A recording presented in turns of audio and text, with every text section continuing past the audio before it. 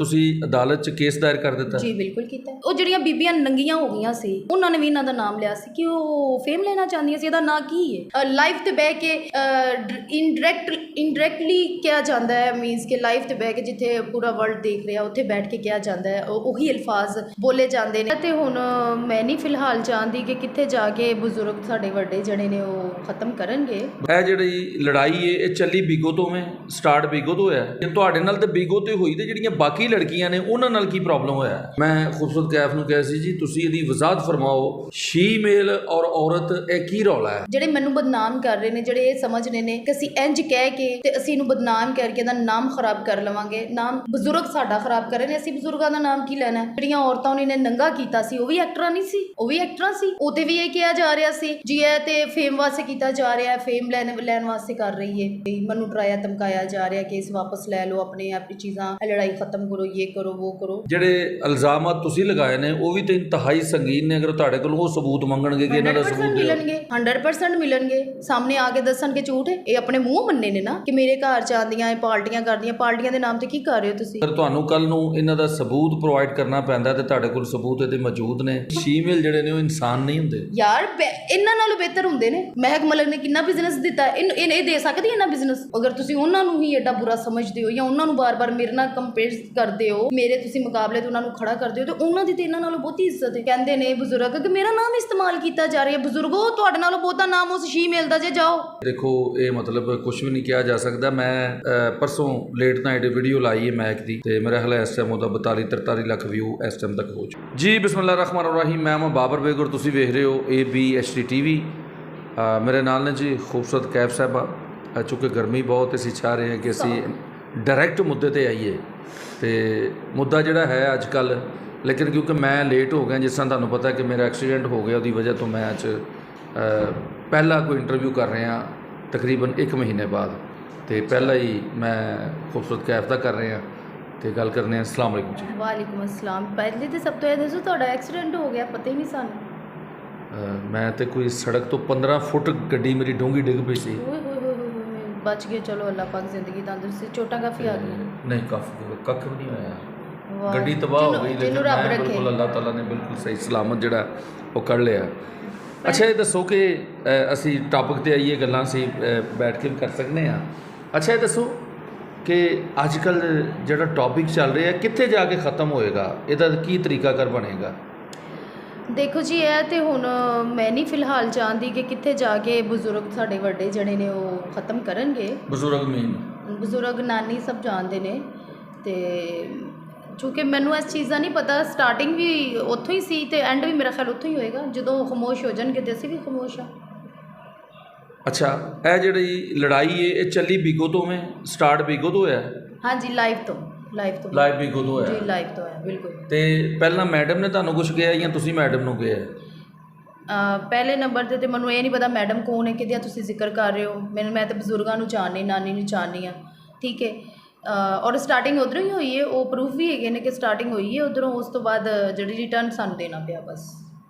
ਠੀਕ ਹੈ, ਤੁਹਾਡੇ ਨਾਲ ਤਾਂ ਬੀਗੋ ਤੇ ਹੋਈ, ਤੇ ਜਿਹੜੀਆਂ ਬਾਕੀ ਲੜਕੀਆਂ ਨੇ ਉਹਨਾਂ ਨਾਲ ਕੀ ਪ੍ਰੋਬਲਮ ਹੋਇਆ?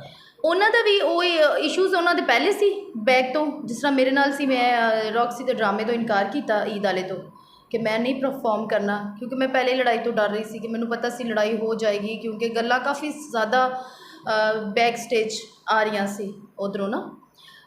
ਉਹ ਵੀ ਪ੍ਰੂਫ ਨੇ, ਮੈਂ ਹਰ ਗੱਲ ਪ੍ਰੂਫ ਨਾ ਕਰਾਂਗੀ। ਉਹ ਵੀ ਪ੍ਰੂਫ ਨੇ ਕਿ ਬਹੁਤ ਜ਼ਿਆਦਾ ਮੇਰੇ ਬਾਰੇ ਜਿਹੜੇ ਅਫਵਾਹਾਂ ਫੈਲਾਈਆਂ ਜਾ ਰਹੀਆਂ ਸੀ 4-5 ਸਾਲ ਤੋਂ, ਉਹ ਨਾਮ ਇਹਨਾਂ ਦੇ ਆ ਰਿਹਾ ਸੀ, ਠੀਕ ਹੈ। ਮੇਰੇ ਕੋਲ ਪ੍ਰੂਫ ਜੋ ਕਿ ਨਹੀਂ ਹੈਗਾ ਸੀ, ਇਸ ਲਈ ਮੈਂ ਨਾਮ ਨਹੀਂ ਲਿਆ। ਅੱਛਾ ਨਾਜ਼ਰੀਨ, ਮੈਂ ਗੱਲ ਕੱਟ ਰਿਹਾ ਹਾਂ ਖੂਬਸੂਰਤ ਕੈਫ ਦੀ। ਮੈਂ ਇਹਦੇ 'ਤੇ ਮੇਰੇ ਚੈਨਲ 'ਤੇ ਆਲਰੇਡੀ ਜਿਹੜਾ ਇੰਟਰਵਿਊ ਮੌਜੂਦ ਹੈ, ਚੂँकि ਮੈਂ ਇੱਕ ਬੜੀ ਤਫਸੀਲ ਨਾਲ ਇੱਕ ਵੀਡੀਓ ਕੀਤੀ ਸੀ ਇਸ ਹਵਾਲੇ ਨਾਲ। ਮੈਂ ਖੂਬਸੂਰਤ ਕੈਫ ਨੂੰ ਕਿਹਾ ਸੀ ਜੀ ਤੁਸੀਂ ਇਹਦੀ ਵਜ਼ਾਹਤ ਫਰਮਾਓ ਕਿ ਸ਼ੀਮੇਲ ਔਰ ਔਰਤ ਇਹ ਕੀ ਰੌਲਾ ਹੈ, ਔਰ ਬੜੀ ਤਫਸੀਲ ਨਾਲ ਉਹ ਵੀਡੀਓ ਮੇਰੇ ਚੈਨਲ 'ਤੇ ਮੌਜੂਦ ਹੈ। ਬੇਸ਼ੱਕ ਇਹ ਬੜਾ ਪੁਰਾਣਾ ਮਾਮਲਾ ਜਿਹੜਾ ਚੱਲਿਆ ਆ ਰਿਹਾ, ਲੇਕਿਨ ਹੁਣ ਖੂਬਸੂਰਤ ਜਿਹੜੀ ਗੱਲ ਦੱਸ ਰਹੀ ਹੈ ਕਿ ਇਹ ਗੱਲ ਜਿਹੜੀ ਹੈ ਇੱਥੋਂ ਹੋ ਰਹੀ ਸੀ। ਹਾਂਜੀ, ਇੱਥੋਂ ਹੋ ਰਹੀ ਸੀ, ਫੀਲਡ 'ਚ ਫੈਲਾਈ ਜਾ ਰਹੀ ਸੀ, ਠੀਕ ਹੈ। ਬੰਦੇ ਨੂੰ ਇਹ ਗੱਲ ਤੁਹਾਨੂੰ ਦੱਸ ਦਿੱਤੀ, ਤੁਸੀਂ ਉਹਨੂੰ ਕਹਿ ਦਿੱਤੀ ਯਾਰ ਉਹ ਇੰਝ ਕਹਿ ਰਿਹਾ ਸੀ, ਉਹ ਇੰਝ ਕਹਿ ਰਹੀ ਸੀ, ਠੀਕ ਹੈ। ਮਤਲਬ ਫੈਲਦੀ ਇਹ ਬਿਮਾਰੀ ਫੈਲ ਗਈ ਨਾ ਪੂਰੀ ਫੀਲਡ 'ਚ ਮੇਰੇ ਹਵਾਲੇ ਦੇ ਨਾਲ। ਠੀਕ ਹੈ ਠੀਕ ਹੈ, ਸ਼ਾਇਦ ਤੁਸੀਂ ਵੀ ਇਸ ਚੀਜ਼ ਤੇ ਇੰਟਰਵਿਊ ਪਹਿਲੇ ਕੀਤਾ ਹੋਇਆ, ਜੀ ਮੈਂ ਕੀਤਾ। ਲੇਕਿਨ ਮੇਰੇ ਕੋ ਉਸ ਟਾਈਮ ਮੈਨੂੰ ਸਭ ਨੇ ਕਹਿੰਦੇ ਸੀ ਖਾਮੋਸ਼ ਹੋ ਜਾਓ, ਜਿਹੜਾ ਕਰਿਆ ਕਰੀ ਜਾਏ, ਤੈਨੂੰ ਅੱਲਾ ਇੱਜ਼ਤ ਦੇ ਰਿਹਾ, ਤੂੰ ਚੁੱਪ ਕਰ ਜਾ। ਮੈਂ ਚੁੱਪ ਕਰ ਗਈ, ਮੈਂ ਕਿਹਾ ਚਲੋ ਕੋਈ ਗੱਲ ਨਹੀਂ। ਲੇਕਿਨ ਜਦੋਂ ਇੱਕ ਪ੍ਰੂਫ ਦੇ ਤੌਰ 'ਤੇ ਚੀਜ਼ਾਂ ਸਾਹਮਣੇ ਆ ਗਈਆਂ, ਕਿਸੇ ਨੂੰ ਮੇਰੀਆਂ ਤਸਵੀਰਾਂ ਸੈਂਡ ਕਰਨੀਆਂ, ਵਾਇਸ ਕਰਨੇ, ਕਾਲ ਕਰਕੇ ਕਿਸੇ ਦੇ ਨਾਲ ਡਿਸਕਸ ਕੀਤੀ ਜਾਣੀ ਕਿ ਜੀ ਇਹ ਇਹਨੇ ਤੇ ਇੰਜ ਕਰਵਾਇਆ ਹੋਇਆ, ਇਹ ਤੇ ਇਹ ਵੇ। ਫਿਰ ਉਹ ਜਦੋਂ ਤੁਹਾਡੇ ਕੋਲ ਇੱਕ ਪ੍ਰੂਫ ਆ ਜਾਂਦਾ, ਇੱਕ ਬੰਦਾ ਨੋਮੀਨੇਟ ਹੋ ਜਾਂਦਾ, ਫਿਰ ਤੁਸੀਂ ਉਹਦੇ ਵਾਸਤੇ ਫਿਰ ਲਾਈਵ 'ਤੇ ਬਹਿ ਕੇ ਇਨਡਾਇਰੈਕਟਲੀ ਕਿਹਾ ਜਾਂਦਾ ਹੈ, ਮੀਨਸ ਕਿ ਲਾਈਵ 'ਤੇ ਬਹਿ ਕੇ ਜਿੱਥੇ ਪੂਰਾ ਵਰਲਡ ਦੇਖ ਰਿਹਾ ਉੱਥੇ ਬੈਠ ਕੇ ਕਿਹਾ ਜਾਂਦਾ ਹੈ, ਉਹੀ ਅਲਫਾਜ਼ ਬੋਲੇ ਜਾਂਦੇ ਨੇ। ਠੀਕ ਹੈ, ਔਰ ਜਦੋਂ ਚੀਜ਼ ਤੁਹਾਡੇ ਸਾਹਮਣੇ ਇੱਕ ਤੁਹਾਡਾ ਮੁਲਜ਼ਮ ਤੁਹਾਡੇ ਸਾਹਮਣੇ ਆ ਗਿਆ ਹੈ, ਠੀਕ ਹੈ, ਮੇਰੇ ਤਾਂ ਉਹੀ ਹੈ ਨਾ, ਉਹਨਾਂ ਤੋਂ ਗੱਲ ਸਟਾਰਟ ਹੋਈ ਫੈਲਦੀ ਇਹ, ਹਾਲਾਂਕਿ ਇਹ ਗੱਲ ਫਿਰ ਦੁਬਾਰਾ ਇੰਨੇ ਸਾਲਾਂ ਤੋਂ ਬਾਅਦ ਵੀ ਤੁਸੀਂ ਪਹਿਲੇ ਬੈਕ ਸਟੇਜ ਮੇਰੀ ਬਦਨਾਮੀ ਕਰਦੇ ਰਹੇ ਹੋ, ਮੈਂ ਬਰਦਾਸ਼ਤ ਕਰਦੀ ਨਹੀਂ। ਚਲੋ ਕੋਈ ਗੱਲ ਨਹੀਂ ਯਾਰ, ਖੈਰ ਹੀ ਹੈ। ਅਸੀਂ ਇਸ ਗੱਲ 'ਚੋਂ ਕੀ ਲੈਣਾ? ਅਸੀਂ ਕਿਸੇ ਨੂੰ ਸਫਾਈਆਂ ਕਿ ਮੈਂ ਕੀ ਹਾਂ, ਮੇਰਾ ਅੱਲਾ ਚਾਹੁੰਦਾ, ਮੈਨੂੰ ਪਤਾ ਮੈਂ ਕੀ ਹਾਂ, ਮੈਂ ਕਿਉਂ ਕਿਸੇ ਨੂੰ ਸਫਾਈ ਦੇਵਾਂ? ਤੁਹਾਡੇ ਨਾਲ ਪਹਿਲੇ ਵੀ ਇਸ ਬਾਰੇ ਡਿਸਕਸ ਹੋ ਚੁੱਕੀ ਹੈ, ਠੀਕ ਹੈ। ਹੁਣ ਇਹ ਚੀਜ਼ਾਂ ਜਦੋਂ ਸਾਹਮਣੇ ਆ ਕੇ ਤੁਸੀਂ ਮੀਡੀਆ 'ਤੇ ਬੋਲਣੀਆਂ ਸ਼ੁਰੂ ਕਰ ਦਿੱਤੀਆਂ, ਜਦੋਂ ਤੁਸੀਂ ਆ ਕੇ ਲਾਈਵ 'ਤੇ ਬੋਲਣੀਆਂ ਸ਼ੁਰੂ ਕਰ ਦਿੱਤੀਆਂ, ਤਾਂ ਫਿਰ ਉਹਦਾ ਜਵਾਬ ਦੇਣਾ ਜ਼ਰੂਰੀ ਸੀ। ਹਾਂਜੀ, ਲੇਕਿਨ ਤੁਸੀਂ ਇਹ ਸਮਝਦੇ ਹੋ ਕਿ ਥੀਏਟਰ ਜਿਹੜਾ ਹੈ ਉਹ ਬਦਨਾਮ ਹੋ ਰਿਹਾ ਹੈ, ਲੋਕ ਅੱਗੋਂ ਮਤਲਬ ਦੋਵਾਂ ਸਾਈਡਾਂ ਤੋਂ ਗੱਲ ਸੁਣ ਕੇ ਅੱਗੋਂ ਫਿਰ ਤਰ੍ਹਾਂ ਦੀਆਂ ਗੱਲਾਂ ਬਣਾ ਰਹੇ ਨੇ ਕਿ ਯਾਰ ਲਾਜ਼ਮੀ ਗੱਲ ਹੈ ਕਿ ਜਦੋਂ ਇੱਕ ਨੂੰ ਨਿਸ਼ਾਨੇ 'ਤੇ ਲਿਆ ਜਾਂਦਾ, ਦੂਸਰਾ ਵੀ ਨਿਸ਼ਾਨੇ 'ਤੇ ਲੈਂਦਾ, ਫਿਰ ਉਹਦੇ 'ਚ ਕਿਸੇ ਦੀ ਵੀ ਦੀਦ ਨਹੀਂ ਹੁੰਦੀ। ਲੇਕਿਨ ਉਹਨਾਂ ਤੁਸੀਂ ਸਮਝਦੇ ਹੋ ਕਿ ਜਿਹੜੀ ਐਕਟਰ ਹੈ, ਸਟੇਜ ਦੀ ਜਿਹੜੀ ਐਕਟਰ ਹੈ ਜਾਂ ਡਾਂਸਰ ਹੈ, ਉਹਦਾ ਇਮੇਜ ਜਿਹੜਾ ਖ਼ਰਾਬ ਹੋ ਰਿਹਾ? ਬਿਲਕੁਲ ਇਮੇਜ ਖ਼ਰਾਬ ਹੋ ਰਿਹਾ ਆਰਟਿਸਟਾਂ ਦਾ, ਔਰ ਸਾਡਾ ਇਮੇਜ ਖ਼ਰਾਬ ਕਰਨ ਵਾਲੇ ਸਾਡੇ ਬਜ਼ੁਰਗ ਹੀ ਨੇ। ਅਸੀਂ ਉਹਨਾਂ ਨੂੰ ਕੀ ਕਹਿ ਸਕਦੇ ਹਾਂ?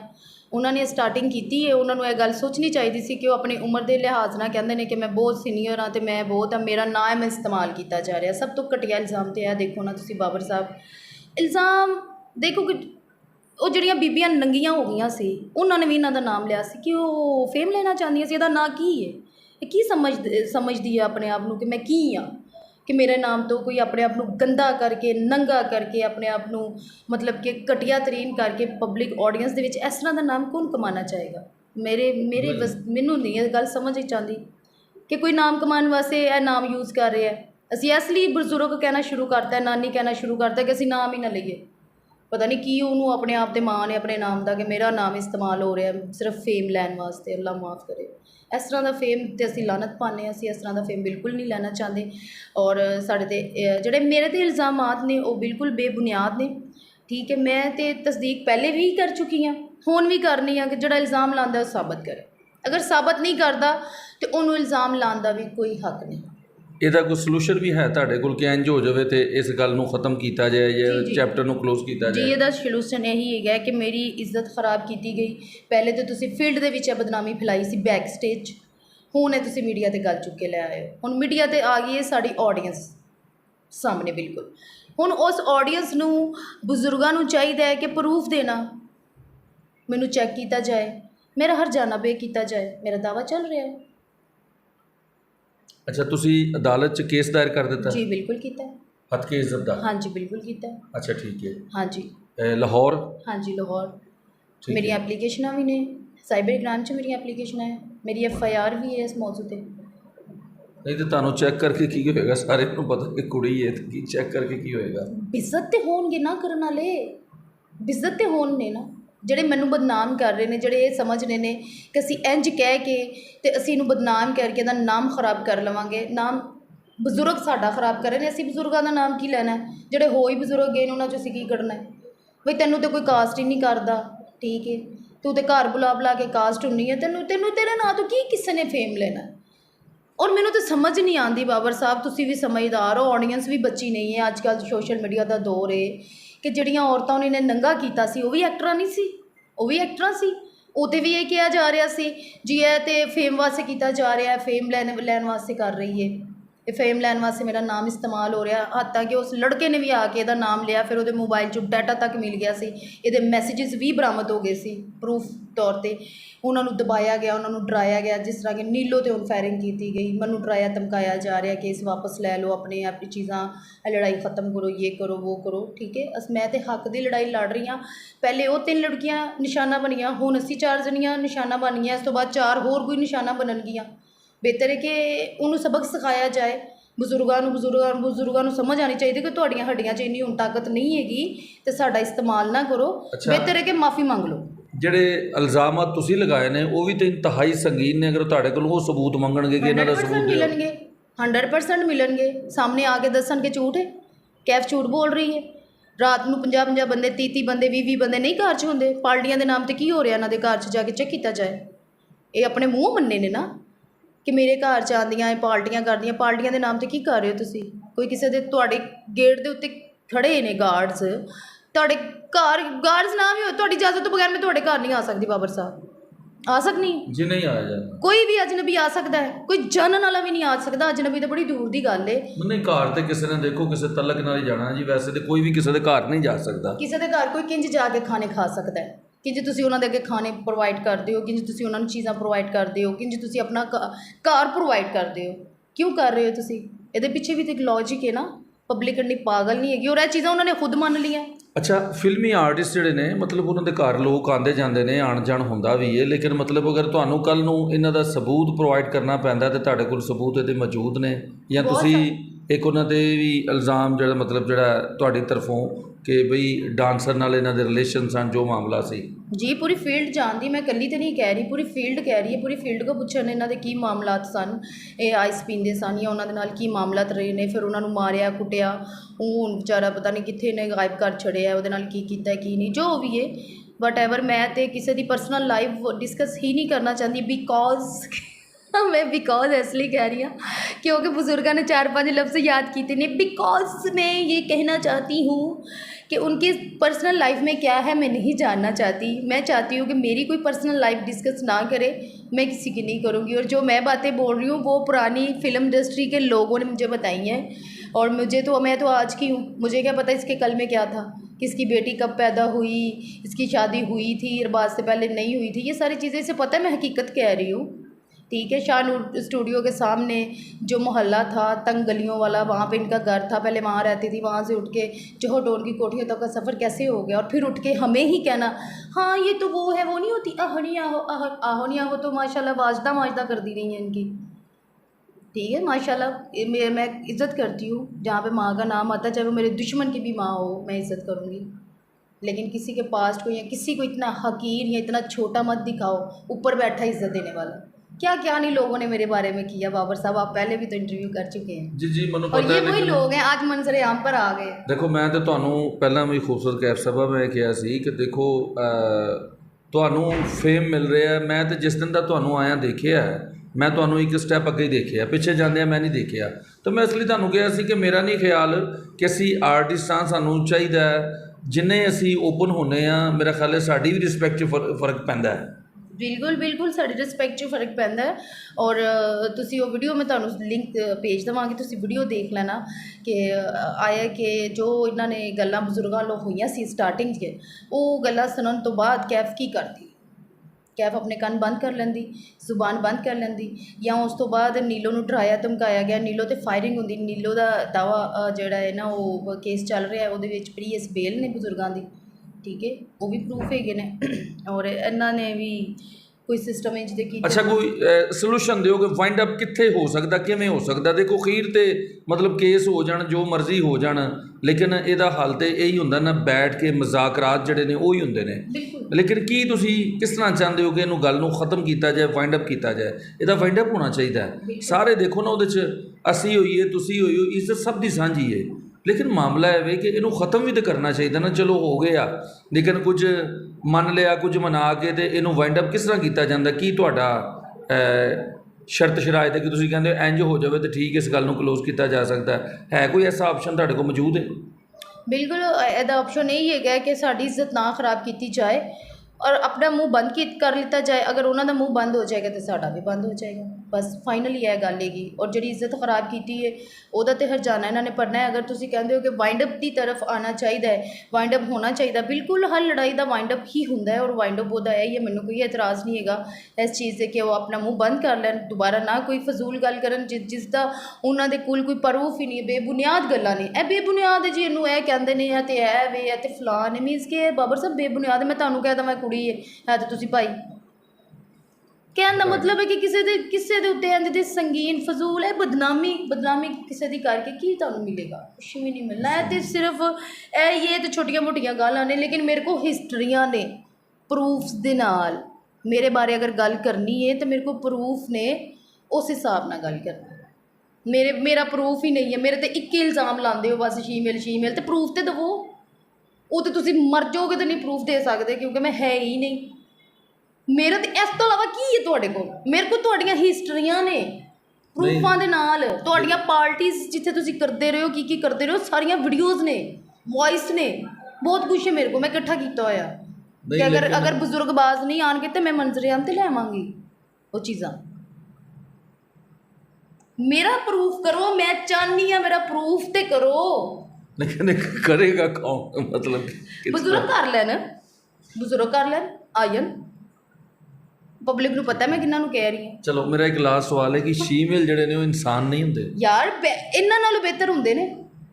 ਮਹਿਕ ਮਲਕ ਨੇ ਕਿੰਨਾ ਬਿਜ਼ਨਸ ਦਿੱਤਾ, ਇਹ ਦੇ ਸਕਦੀ ਇਹਨਾਂ ਬਿਜ਼ਨਸ? ਜੇ ਸ਼ੀਮੇਲ ਦੀ ਤੁਸੀਂ ਗੱਲ ਕਰਦੇ ਹੋ ਤਾਂ ਮਹਿਕ ਮਲਕ ਨੇ ਥੋੜਾ ਬਿਜ਼ਨਸ ਦਿੱਤਾ ਹੈ, ਇਹ ਦੇ ਸਕਦੀ ਹੈ? ਇਹ ਬਿਜ਼ਨਸ ਇਹਨਾਂ ਦੇ ਸਕਦੀ ਹੈ? ਉਹਦੀ ਜਿੰਨੀ ਇੱਜ਼ਤ ਉਹਨੇ ਆ ਕੇ ਇੱਕ ਮਸਾਇਲ ਕਾਇਮ ਕਰ ਦਿੱਤੀ ਹੈ। ਅਗਰ ਤੁਸੀਂ ਉਹਨਾਂ ਨੂੰ ਹੀ ਐਡਾ ਬੁਰਾ ਸਮਝਦੇ ਹੋ ਜਾਂ ਉਹਨਾਂ ਨੂੰ ਬਾਰ-ਬਾਰ ਮੇਰੇ ਨਾਲ ਕੰਪੇਅਰ ਕਰਦੇ ਹੋ, ਮੇਰੇ ਤੁਸੀਂ ਮੁਕਾਬਲੇ 'ਤੇ ਉਹਨਾਂ ਨੂੰ ਖੜਾ ਕਰਦੇ ਹੋ, ਤਾਂ ਉਹਨਾਂ ਦੀ ਤਾਂ ਇਹਨਾਂ ਨਾਲੋਂ ਬਹੁਤੀ ਇੱਜ਼ਤ ਹੈ। ਸਟੇਜ ਇੰਡਸਟਰੀ ਦੇ ਵਿੱਚ ਉਹਨੇ ਇੱਜ਼ਤ ਕਮਾ ਲਈ ਹੈ। ਤੁਹਾਡੇ ਸਿਰ ਦੇ ਉੱਤੇ ਬਹਿ ਕੇ ਉਹਨੇ ਇੰਨਾ ਬਿਜ਼ਨਸ ਦੇ ਦਿੱਤਾ, ਇੰਨੀ ਆਡੀਅנס ਤੁਹਾਨੂੰ ਆਤੀ। ਤੁਸੀਂ ਹੁਣ ਜੋ ਤੁਸੀਂ ਕਹਿੰਦੇ ਹੋ ਕਿ ਮੇਰਾ ਨਾਮ ਇਸਤੇਮਾਲ ਕੀਤਾ ਜਾ ਰਿਹਾ ਹੈ, ਕਹਿੰਦੇ ਨੇ ਬਜ਼ੁਰਗ ਕਿ ਮੇਰਾ ਨਾਮ ਇਸਤੇਮਾਲ ਕੀਤਾ ਜਾ ਰਿਹਾ। ਬਜ਼ੁਰਗੋ, ਤੁਹਾਡੇ ਨਾਲੋਂ ਬਹੁਤਾ ਨਾਮ ਉਸ ਸ਼ੀਮੇਲ ਦਾ। ਜੇ ਜਾਓ YouTube ਭਰਿਆ ਪਿਆ, ਚੈੱਕ ਕਰੋ, ਤੁਹਾਨੂੰ ਕੋਈ ਮੂੰਹ ਨਹੀਂ ਲਾਉਂਦਾ। ਉਹ ਸ਼ੀਮੇਲ ਹੋ ਕੇ ਇੰਨੀ ਇੱਜ਼ਤ ਕਮਾ ਰਿਹਾ। ਅੱਲਾ ਜਿਹਨੂੰ ਇੱਜ਼ਤ ਦੇਵੇ।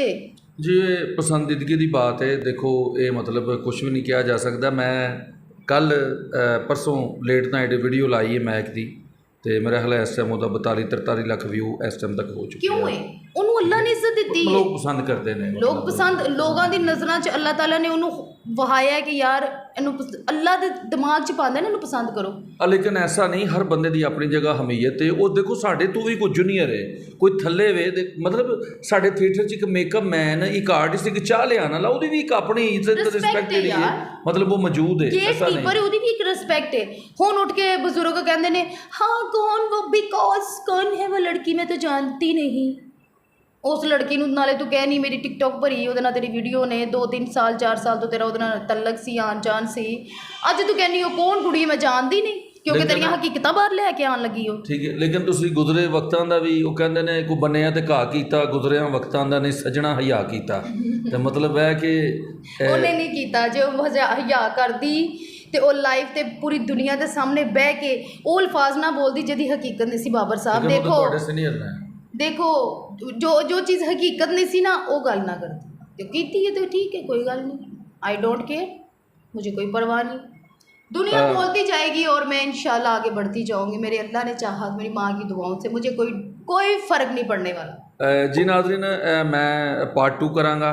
ਅੱਜ ਇੱਕ ਨਵੀਂ ਖਬਰ ਜਿਹੜੀ ਹੈ ਮੈਨੂੰ ਗਰਦਿਸ਼ ਕਰਦੀ ਮਿਲੀ ਹੈ। ਮੈਂ ਖੂਬਸੂਰਤ ਕੈਫ ਨੂੰ ਹਵਾਲੇ ਨਾਲ ਗੱਲ ਕਰਾਂਗਾ ਚੰਦ ਮਿੰਟ ਦੀ, ਤੇ ਇਹਨੂੰ ਮੈਂ ਇਖਤਤਾਮ ਪਜ਼ੀਰ ਕਰ ਰਿਹਾ। ਸੋ ਮੈਂ ਚਾਹੁੰਦਾ ਕਿ ਇਹ ਜਿਹੜਾ ਚੈਪਟਰ ਸ਼ੁਰੂ ਹੋਇਆ ਇਹਨੂੰ ख़त्म ਹੋਣਾ ਚਾਹੀਦਾ। ਉਹਦੇ 'ਚ ਥੀਏਟਰ ਦੀ ਇੱਜ਼ਤ ਹੈ, ਉਹਦੇ 'ਚ ਪਾਕਿਸਤਾਨ ਡਰਾਮਾ ਇੰਡਸਟਰੀ ਦੀ ਇੱਜ਼ਤ ਹੈ, ਸਭ ਦੀ ਇੱਜ਼ਤ ਹੈ। ਅਸੀਂ ਸਮਝਦੇ ਹਾਂ ਕਿ ਸਭ ਲੋਕ ਯਕਸਾਂ ਨੇ।